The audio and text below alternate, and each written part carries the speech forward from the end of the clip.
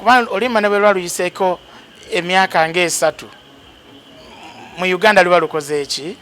luba lukaddiye so bwe bakugamba nti omanyi jangu oyimbira abawagizi bo enyimba zo abakwagala ennyo otegeera kuba kati nze nasavinga industry okuva mu 2005 otegeera 2005 nga wonna abantu bawagira music wange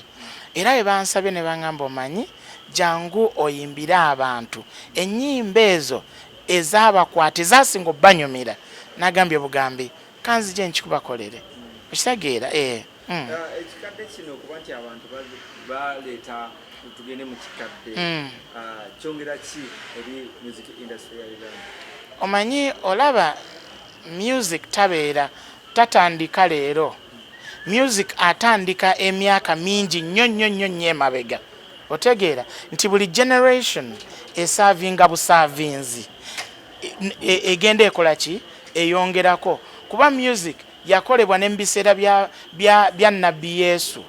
nabbi Isa otegeera ngera bakuba ebiki ebitaasa so music azze atambula mu generations ez'enjawulo kati ffe twasavinga generation yaffe naffe kye twagiwa abantu bakyagala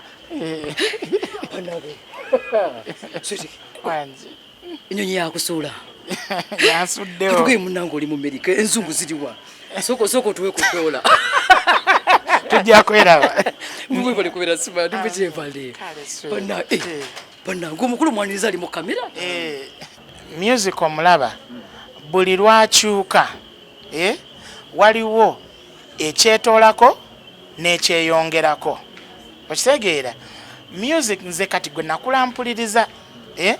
yaliwa Afrigo band ewaka yaliwa Afrigo band yaliwa Titan Takuba okiwulira yaliwa wabamwami Kabuyese Mbogga yaliwa wabamama Betty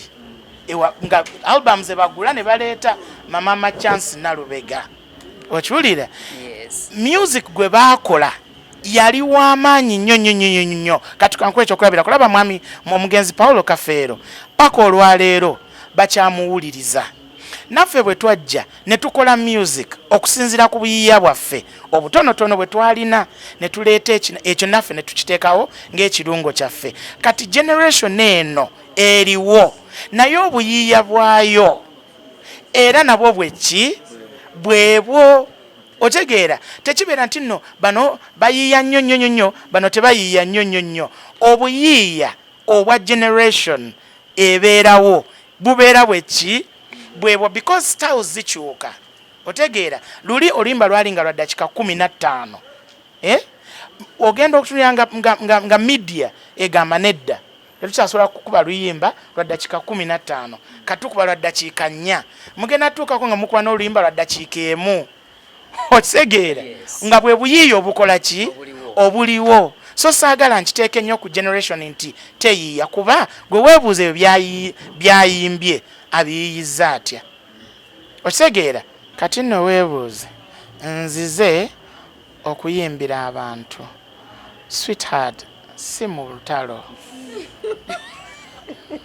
okisegeera mu mukwano omungi otegeera kuba otegeera otegeera kyoba omanya buuza omukulu oli eyagambye ku lunaku nga luno ngenda kugula ne air ticket ojje oyimbire abantu ove wajjobeera ojje wano oyimbire abantu mukwano ffe mu music tetuspreadinga bukyayi tuspreadinga mukwano okisegeera era naawe osobola okuŋŋamba nyimbiramu n'enkuyimbiramu bwe mbanga omukwano weeguli nga tusanyuse so ndi musanyufu okubanga ngenda yimbira abantu mu mukwano music taffaali buli muyimbi alina ettaffaali lyateeka ku music ku industry mu mbeera ye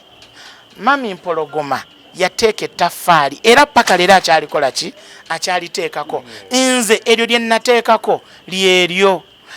Ganda Boys lye bataddeko lyeryo omwana nga mudra lyataddeko lyeryo otegeera music it's all about kutambuza kintu generation after generation music agenda kubeerawo omanyi olaba obuzibu bw'abaganda bange abatutunuzaamu kamera ekibuuzo kati nga wano gwe obeera n'ekibuuzo ekiri to spot otegeera nga kiri to spot nga mu butuufu ekyo kyoyagala okubuuza naye mutuyambeko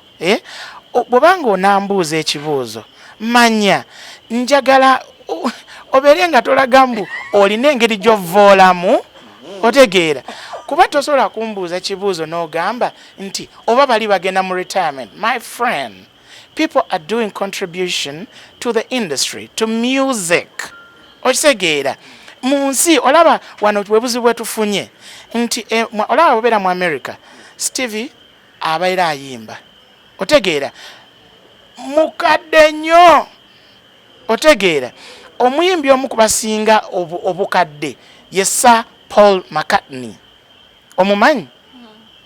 yali wa mu Beatles okiwulira ye muyimbi asinga obugagga mu nsi yonna naye omanyi lwaki mukadde nnyo naye abantu abawulira music we abamutamuza. For instance, recently Elton John yakoze concert ye esiibula ensi yonna yonna kati asiibula naye buli wakola it's a sellout otegeera lwansonga abantu engeri gye bapasivinga mu music bamupasivinga mu mbeera ndala nnyo otegeera